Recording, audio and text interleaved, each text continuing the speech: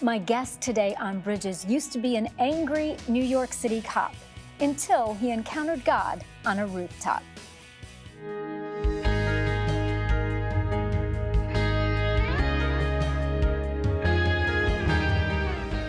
Welcome to Bridges. I'm Monica Schmelter. I'm so glad that you could join us. My guest today is Pastor Andrew Columbia, and he's going to share with us today how being an angry New York City cop led to really him encountering God on a rooftop. And Pastor Andrew, thank you for traveling here and for coming here today. My pleasure, Monica. Thank you for having me.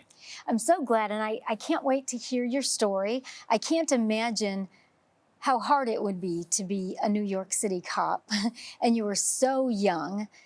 What made you angry? Was it the kind of work, or what was it? You know, that's a great question. You know, we all grow up in a certain environment, and we have a certain perception of life and how things should be based on our environment, our circumstances, our family upbringing. So I grew up in the suburbs of Staten Island, which was basically a suburban New York City town. Well, when I became a policeman, I was immersed in the inner city of New York, in Alphabet City, during the 80s. And that was a melting pot, first of all, very diverse in culture and ethnicity, and then also very high crime. That, at the time, was when crack cocaine became popular. So being a guy growing up in the suburbs as a young man, I was only 21 years old when I went on the job, being immersed in the inner city caused a lot of struggle for me on a personal level.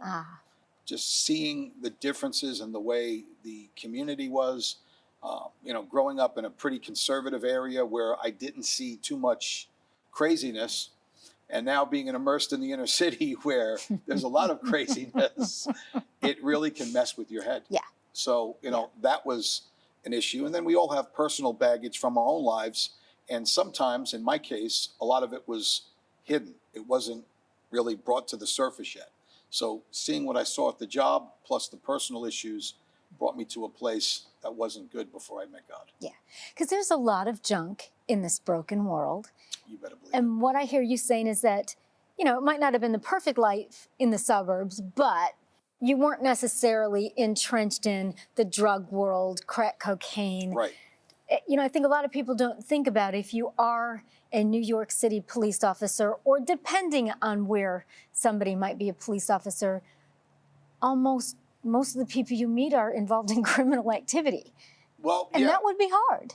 100%. I mean, you're running in when people are running out. Yeah. And our calls were to go where there was crimes or disputes, or a lot of it was family issues too. So you're dealing with family issues, drugs, all types of different crimes. So yeah, it definitely plays a toll on you. Yeah, so it led you to become an angry person. It did, and pretty quickly too. Like, how long do you think it took? It took me, I'd say, about a year. Wow. Yeah, about a year. Wow. Yeah, I got very cynical. Yeah. And some of the things I saw, give you an example.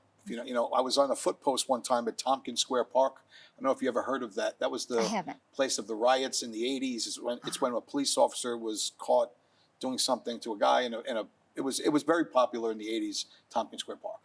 And I had a foot post there one day on patrol, and I'm standing on the corner, and there's 4 young girls having a conversation, and I'm an earshot from them. And I'm listening to their conversation, and the oldest one couldn't have been 18 years old. And they were talking about who was going to father their next child. And I'm listening to this, and I couldn't help but chime in. Right. And I walked over. I said, "Do I hear correctly? Are you girls telling me you have kids?" "Oh, I have 2 kids. I have 1 kid. I have 3 kids." "Well, who's taking care of your kids?" "Our mothers." "And what are you doing?" "I'm out here on the street."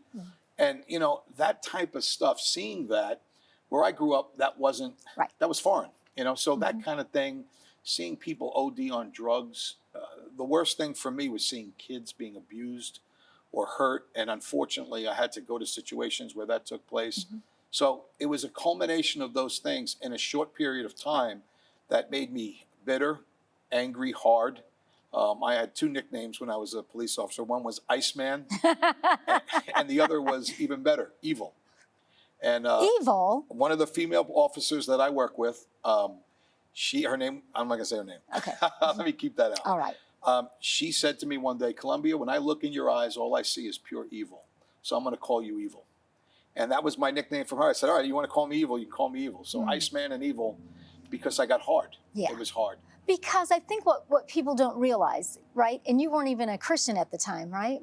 I was a backslidden. Backslidden Christian. Okay. So, you know, if you're not close with Christ and you are in the trenches every single day, only a couple of things, right? You can quit or you're going to get jaded and cynical, because how do you every day keep dealing with people that are ODing, watching innocent children get abused, Sure.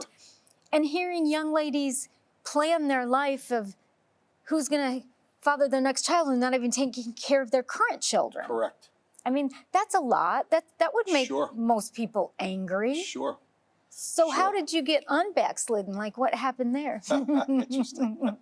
Well, let me back up a little Okay. bit. When I was about 18 years old, I was going through some personal stuff, and one of my friend's moms, who was a Christian, started talking to me about having a personal relationship with the Lord and invited me to her church. Actually went there, accepted Christ, started going to the church, but I was young. I was only like 19 years old. And I said to my friend one day, I'm not ready to do this. I'm not ready to totally live for God. I still want to have fun, and I walked away. But the interesting thing is, God never walked away from Right. me. I'd be doing things I shouldn't be doing. I was out late at night, and I'd hear a still small voice speak to me and say, you don't belong here. And it never stopped. It was consistent until I had my Damascus Road rooftop experience with God. Yeah. All right. So you have that initial experience as a younger person, Right. with a friend's mom, but you have the thought, I'm still young, like I still want to go have fun. I want to have fun. Yeah. And I think a lot of people do that and feel that. So what is the Damascus Road experience you have on the rooftop? What Okay. happens there? Okay. Well, just by what I'm saying, you can tell I'm an all or nothing type of a person. Yes. I'm the type of person where if I'm in, I'm in. If I'm not, I'm out. So when I wasn't ready to commit, I was out, and I was totally out. I was drinking a lot, going out with the guys after work. I got married shortly after I went on the job. I had a child right away, so I had a young family. I was working overtime and 2 jobs to save for a house. I was doing what normal people would do. But seeing what I was seeing on the job, and some of the things that I was seeing was triggering me to get really angry. And I knew it was something deeper Yeah. than what I was seeing on the job. Mm-hmm. So I started doing a little bit of soul searching and had some flashbacks of things that happened to me when I was a child. So when I would see kids getting abused or hurt, it would set me off. And I would get into almost like a violent rage. And so I'd have these flashbacks, but I wasn't ready to deal with it. So I'd suppress it. I would just not deal with it. Yeah. But the anger kept building and the frustration kept building. And I started getting very aggressive, not only with the people on the street, and I'm not proud of that. I don't say that to brag in any way. I know a lot of people have issues with police officers because of aggression, but I'm telling my story. Right. And there's a good side to it. So Yes. you got to know the bad side before you hear the good side. So I was getting very aggressive. A lot of it's self-preservation with officers. Absolutely. You want to go home to your wife and children, so no one's going to hurt me or I'm going to be the aggressor, so I make sure I'm going home. And that's just the truth. A lot of people don't want to hear that, but No. that's the truth. Yeah. And it's an understandable truth. Yeah. If somebody hasn't walked in your shoes, which I have not, but I can understand. If I think somebody's going to get me, right, I'm going to do everything that I can so that doesn't happen, so I can go be with my family. Exactly. It's an ugly truth, but Yeah. there's truth to it, and it's understandable. You're a person. Right. Right. And remember, my father was an officer. 3 of his brothers, they gave me this, before I went on the job, they told me, you better be, make sure that you are the aggressor. You're out there, so you don't get hurt. So I took that to heart, obviously coming from my family. Yeah. So I was. So dealing with the personal issues that were suppressed in my life, seeing the things that I was seeing on a daily basis. Now, my personality, again, I'm a very all or nothing type of person. I'm very intense. So I was intense in my job, and it really started to bother me. The drinking increased.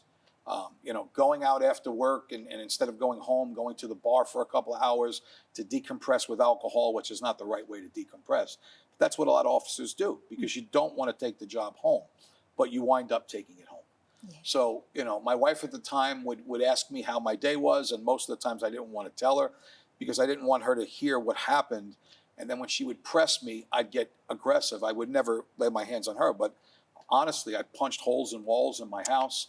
I would retreat downstairs to my little man cave and drink and sit down there alone instead of spending time with my wife and kids because I didn't know how to cope properly with the job. So that built to a point where I started getting into some altercations with other officers, where the aggression got to that level. Mind you, I was also a bodybuilder at that time. I was lifting weights and supplements, which doesn't help. No, probably doesn't. And I didn't even know what I was taking back then. Now they know a lot more. But that stuff even makes you more aggressive. Yeah. So with all that being said, one day I was working, and one of the guys I worked with said to me, "Columbia, you look like you're going to explode." And when he said that, I felt exposed. I was the type of guy who always tried to put on that veneer of this big, tough, strong guy. Nothing bothers me. That's why I had the nickname Iceman. Yeah. So when another officer said to me, "You look like you're going to explode," and he was right, it set me off. I couldn't handle that. So now, that night, I was working a security job in Harlem part-time to make money for my family. And I would go after work, and it was late at night. And that night, I just said, what am I going to do now? I'm exposed. People know that I look like I'm struggling. So I would go up to the roof about 3 o'clock in the morning and lock up the roof. And I never really prayed, but I go up there and kind of like be alone. It's quiet, meditate. Well, this day after that, I started walking up to that roof, and you had to walk up several flights of stairs. And as I got to the top of the roof, I started talking to God. I started yelling at God. I started screaming and cursing at God. Everything that was in me, all the anger, all the pain, all the frustration, I just let it out on that roof. And in the midst of it, I took out my gun and I waved it up in the air and I said, "God, if you're real and you're there, what's stopping me right now from blowing my brains out? I want to know why I'm so angry. I want to know why this world's so messed up. I want to know why I'm in so much pain, and I want to know now." And I just went off. It was everything in me, but it was pure honesty. As angry as it was and as ugly as it was, there was a purity in it. Yeah. And God knew that, because at that moment is when I had my Damascus Road experience. I don't even remember putting the gun back in my pocket or holster or whatever. All I remember is this light like encased around me. It was like a tractor beam from heaven. And I felt this presence that was so strong that I never felt before. The presence was pure love. And in like an instant, this is the only way I could explain it, every question that I had was answered in like an instant. And God told me he loved me, he was there for me, and everything was going to be all right. It was a real amazing encounter with the living God. And I knew he was real. Now remember, I grew up Catholic. I didn't say that. So I always believed in Jesus. When I did have that encounter at the church when I was 19, I accepted Christ. So I knew who Jesus was, but I didn't experience Jesus like that. Right. And on that roof, when I had that encounter, and I was caught up in this presence, I don't know if it was 5 minutes, half hour, I don't even know how long. And a lot of other things happened on that roof when I was caught up in that presence. But it just stopped in like an instant. It was like a light going off. And then I'm there, my hands are in the air. I was praying, speaking in other language. It was a heavenly encounter. That's the best way I could describe it. And now I'm standing up on the roof, and then I snap back into my normal mind, and I'm like, what just happened? Was that real, or am I nuts? I questioned it because it was so spectacular. So I said, I got to get out of here. Fight or flight. Right? I ran downstairs. I go to the guy at the front desk. I said, I have to go home. And he said, what's the matter? I said, I got to leave. So you just left work? I left work. I told the guy I got to go home. Oh. I flipped out a little bit. I didn't understand what happened. Sure. My natural mind is trying to reason and rationalize what just happened on that roof. And I didn't know if I was going nuts, having hallucinations. I didn't fully grasp it at that time. Yeah. So I rush home. It's like 3 o'clock in the morning. I wake my wife up at the time. And I said, you're not going to believe what just happened to me. She goes, what? And I said, I had this experience with God. So I shared it with her. And she said to me, no wonder why you're so angry. Because one of the things that happened on the roof was the Lord told me that I was molested as a child by someone close to me. And when it came out of my mouth when I was in that presence, and I said, God, if this is true, I want another sign. And the words came out of my mouth again, a second time. And then I said, God, if this is true, I want another sign. And then the third time, I began to speak in tongues. Now, I don't know what people's theology is, whether you believe in tongues or not. For me, it was a heavenly encounter with God on a roof. Absolutely. And no one prayed over me, laid hands over me, said, say this and say that. It was God. It was a confirmation to what God was showing me. And I knew it was him.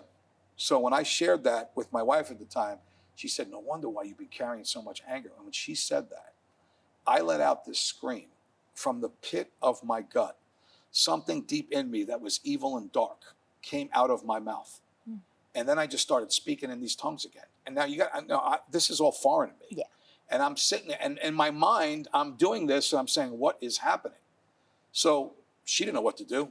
All I know is this. I went to sleep that night. I had the best night's sleep I probably ever had. When I woke up, I was a different person. I felt light. I felt delivered. I didn't fully understand what happened to me, but I knew what happened to me was real. Yeah. When I went to work, people noticed immediately. They said to me, what's different about you? My face looked different, the scowl that I had, the eyes, and I just started acting different. Now, this is like a total non-religious experience. As far as Christianity, church, I get to work, and the guys say, let's go out tonight and have some drinks. All right, and I'd go out and pound down some shots and beers. I had one drink of a beer, I put it down, and I said, I'm not drinking anymore. My friends were like, what's the matter with you? I said, I'm not angry. That was my answer. That was my only answer.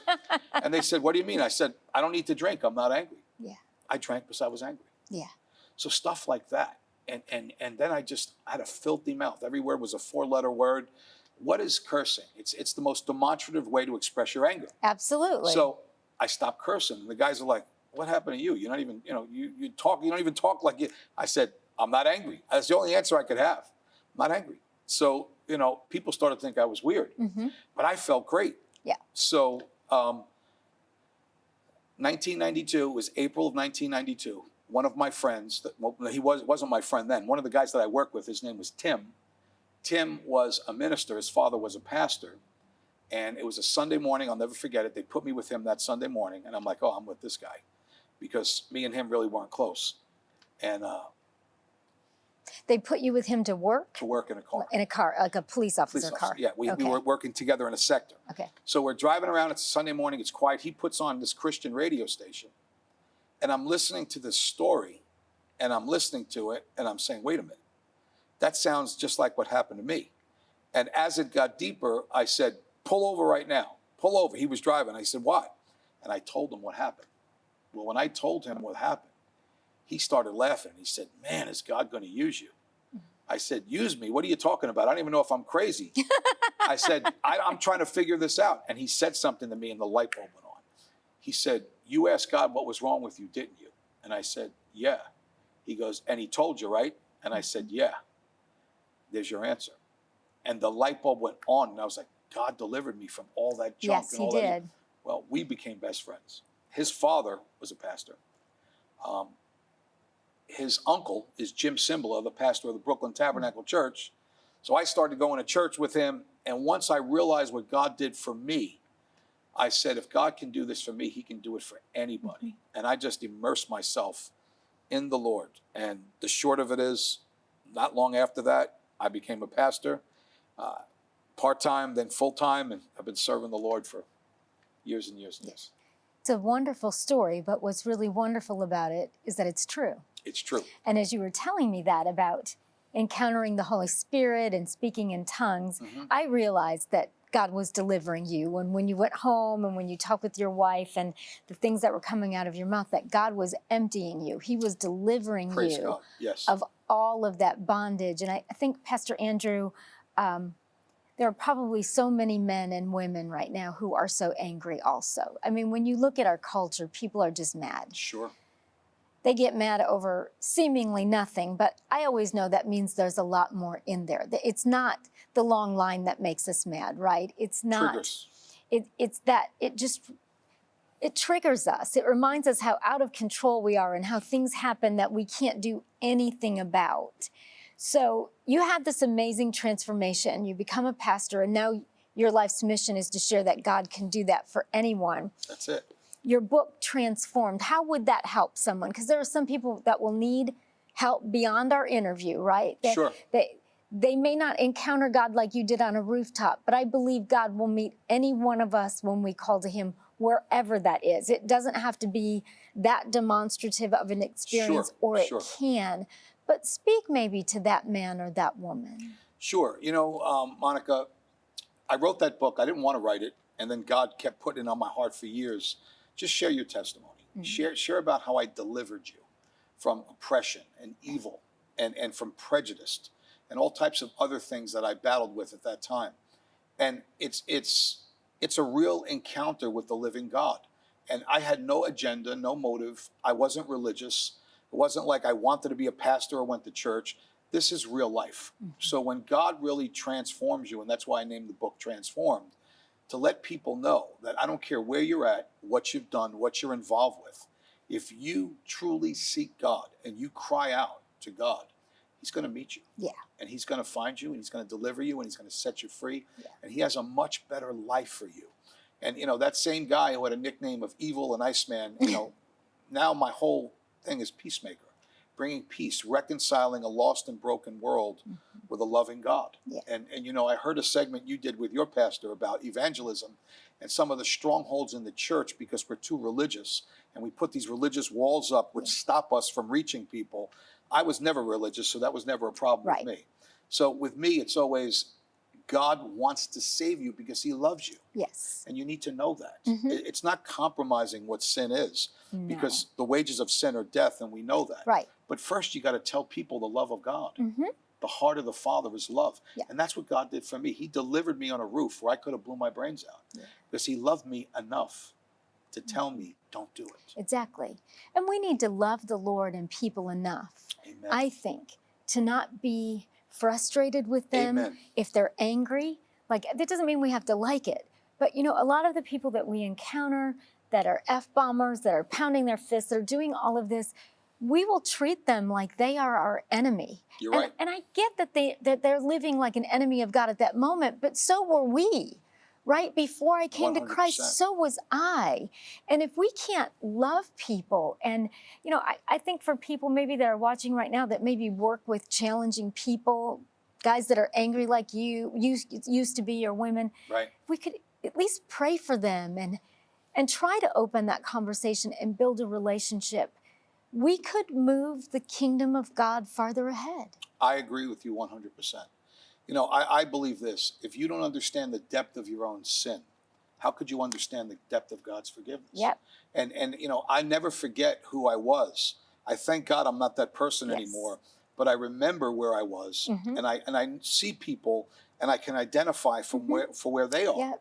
So we have to be that bridge, as you should. Jesus is the bridge. Yes, he is. And he is the one that leads, that saves people from themselves. So if we can't extend the love of God to people and walk with them and show them that we care, right? Jesus said the two greatest commandments, love God, love people. It's that simple. If you truly love people, you're going to invest in them.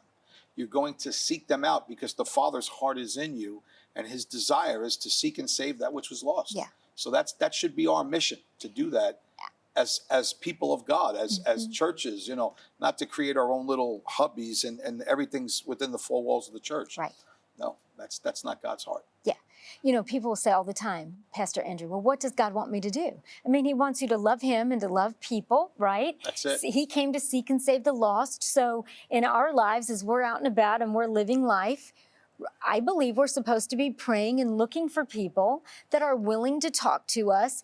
And as God opens the door to share the gospel, and like we're saying, we're not talking about compromising truth, but loving people is not compromising truth. I agree 100%. And when you present the truth to people, they can either receive it like any gift or push it away. It's up to them. Right. But our job is to be presenters of truth to everybody. Jesus said that all should be saved, none should be lost. That's his heart. So how could a Christian not have that heart for the lost and being judgmental and looking at people from a place of disgust? Now, I know that because I used to do that in my flesh. Yeah. But when God delivered me from that, again, the message he gave me personally was, if I did it for you, I could do it for anybody. and you penned it in this book, and the name of the book is Transformed, and we'll have all the information up for you so you can get it. The point is that what we receive from Christ, we can share with others. Amen. And even if people say no, and I've had lots of people say to me, okay, Monica, I don't want the Jesus stuff, blah, blah, blah. But I can still love them, and sometimes they'll still come back to me for prayer. They're just not ready at that moment. Absolutely. But I did that to tons of people, didn't you? Yes, absolutely. One of the best ways we evangelize and I evangelize is asking people if they need prayer. Yeah. Because hardly anybody turns it down. Isn't that the When you truth? some people think you're going to light a candle or something, but I always say, no, I'm going to pray for you right now. Do Exactly. you mind? And I say, can I hold your hand, a point of contact? And when the Spirit in you releases that heart of the Father on them, it touches them. Yes. And most times they'll say, what church do you go to? What religion are you? What are you Right. about? Then I have an opportunity to present Christ after I extended compassion Yes. for them. It's not about follow me, pray this No. prayer and you'll get saved. No. That's not the heart of the Father. It's No. loving the lost, the Samaritan woman. That's right. That's the heart of the Father. Yes, and what I found when I offer to pray for people, very few people turn that down. Yeah. And most people are touched in a visible way that somebody took the time, like they haven't received 100%. that kind of love or care. And it's a beautiful thing for them, but it's beautiful for us too, just to know that. I am so sorry that we are out of time, but thank you for traveling in. Oh, no, my Thank you pleasure. for coming and sharing Thank you your for story, having and you penned it all in your book, Transformed. Thank you so much. Thank you. All right. God bless you. Thanks for watching Bridges. For more information on today's guest, visit the website on your screen.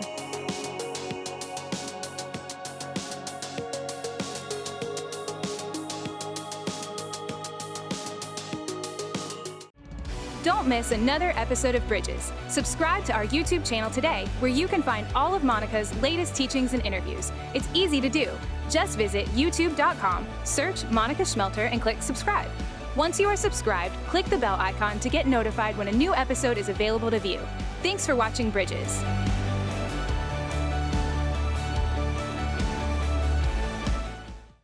Log on to www.ctntv.org, where you can make a prayer request, view our program guide, see who's on Bridges, or even watch one of Monica's latest teachings.